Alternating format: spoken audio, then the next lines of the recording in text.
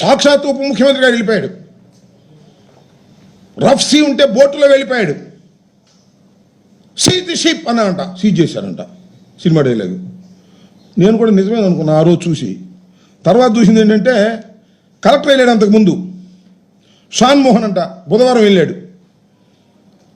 ఆ షిప్ను చూశాడు, లోపలంతా పరిశీలించాడు, దాని మీద యాక్షన్ అన్నాడు. యాక్షన్ అనేది మళ్ళీ ఇల్లు లేదు. ఎందుకు వెళ్ళారు నాకు అర్థం కాల. కలెక్టర్ వెళ్ళాడు, ఒకసారి పరిశీలన చేశాడు, దానిలో దొంగ బియ్యం ఉందన్నారు, దాన్ని సీజ్ చేయాలన్నారు, అయిపోయింది కదా. మళ్ళీ ఇల్లు ఎందుకు వెళ్ళారు నాకు అర్థం కాల. నాకు మళ్ళీ వెళ్ళి సీజ్ ది షిప్ అన్నాడంట.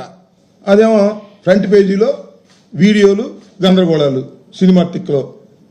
నాకు ఇది చూస్తే ఏమనిపిస్తుంది అంటే ఒకసారి కలెక్టర్ చేశాడు, మళ్ళీ ఈ నీళ్ళు మళ్ళీ చేశాడు. నాకు తనికల బర్లి సినిమా ఒకటి గుర్తుంది నాకు. దానిలో జరగాలి చెల్లి పెళ్ళి మళ్ళీ మళ్ళీ ఇది తంతు, మళ్ళా సీజ్ చేస్తారా? ఏమైనా అర్థం ఉందా? ఇది పరిపాలన మీది, మీకు పరిపాలన అసలు అర్థమైందా? వాట్ ఇస్ ది అడ్మినిస్ట్రేషన్ మీకు తెలుసా? రఫ్సీలోకి మీరు వెళ్ళిపోయారు, వద్దని చాలామంది అన్నారు, అనేటువంటి ప్రయత్నాలు కూడా చేశారు. ఇంకో మాట కూడా చెప్తున్నా ఇక్కడ. ఇవాళ మన నాదెళ్ల మనోహర్ గారు జనసేన సిద్ధాంతకర్త, ఆయన నేను ప్రెస్ మీట్ పెట్టి ఏదేదో మాట్లాడేటటువంటి ప్రయత్నం చేశాడు. ఏమంటాడంటే ఈ కాకినాడ పోర్ట్ 5 సంవత్సరాల్లో విచ్చలవిడిగా బియ్యాన్ని ఎగుమతి చేశారు, దొంగ బియ్యాన్ని. నేను ఒక మాట ఇక్కడ ప్రజలు కన్ఫ్యూజ్ కాకుండా ఒక మాట చెప్పాలి. మన రాష్ట్రంలో కాకినాడ పోర్టు నుంచి పెద్ద ఎత్తున బియ్యం ఇతర దేశాలకు ఎగుమతి అవుతుంది with the permission of the government.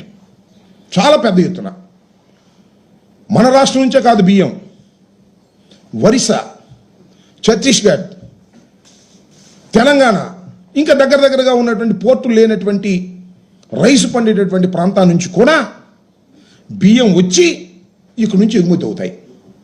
చాలా పెద్ద ఎత్తున ఎగుమతి అయ్యేటటువంటిది కాకినాడ యాంకరేజ్ పోర్ట్. ఎందుకు ఇక్కడ ఇంత బాగా ఎగుమతి అవుతాయి అంటే యాంకరేజ్ పోర్ట్లో ధరలు తక్కువ.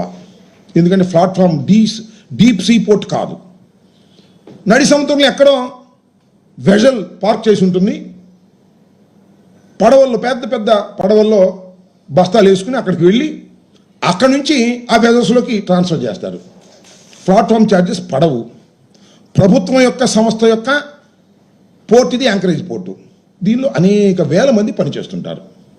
ఏంటి, బియ్యం బస్తాలు దించేవాళ్ళు, ఎత్తేవాళ్ళు, మళ్ళీ పడవల్లో వేసేవాళ్ళు, మళ్ళీ అక్కడి నుంచి తీసుకెళ్లేవాళ్ళు, అక్కడి నుంచి వెజల్స్లోకి ఎత్తేవాళ్ళు. కొన్ని వేల కుటుంబాలు దీని మీద ఆధారపడి బతుకుతూ ఉన్నాయి. It is a very very genuine business. మధ్యలో పీడిఎస్ రైస్ దొరబడతాడు, స్మగ్లింగ్, వాడిని పట్టుకోవాలి. ఇక్కడ చేయాల్సింది ఏంటి, అక్కడ అధికమైనటువంటి పోర్టులో ఎగుమతులు జరగాలి, పీడిఎస్ రైస్ని ఫిల్టర్ చేసి పట్టుకోవాలి. ఇది సింపుల్గా చేయాల్సినటువంటి పని. అసలు మనోహర్ గారు చూసిన మొత్తం అంతా ఇక్కడ జరిగిపోతుంది, మొత్తం స్మగ్లింగ్ అంతా. అసలు నాకు ఇంకో ఆశ్చర్యం వేస్తుంది. మొన్న పవన్ కళ్యాణ్ గారు చెప్పారు, ఆర్డీఎస్ వస్తే ఏం చేస్తాం, కసప్ వచ్చి కాల్ చేస్తే ఏం చేస్తాం, పాకిస్తాన్లో వస్తే ఏం చేస్తాం. ఏం పోయగలమని నాకు అర్థం కాలేదు. మన పోర్టు గురించి అంత అభద్రతాభావంతో మాట్లాడుతున్నారు. పెట్టండి కానిస్టేబుల్స్ మొత్తాన్ని మీటర్ దించేయండి, మొత్తం టోటల్గా మీటర్ దించేసి బందోబస్తు చేయండి.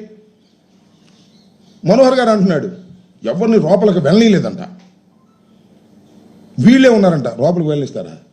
అక్కడ ఎంతమంది కార్మికులు వెళ్తున్నారు, ఎంతమంది కార్మికులు వస్తున్నారు, ఇదేమో టికెట్ పెట్టి చూపిస్తారా పోర్టు? నాకు అర్థం కాల.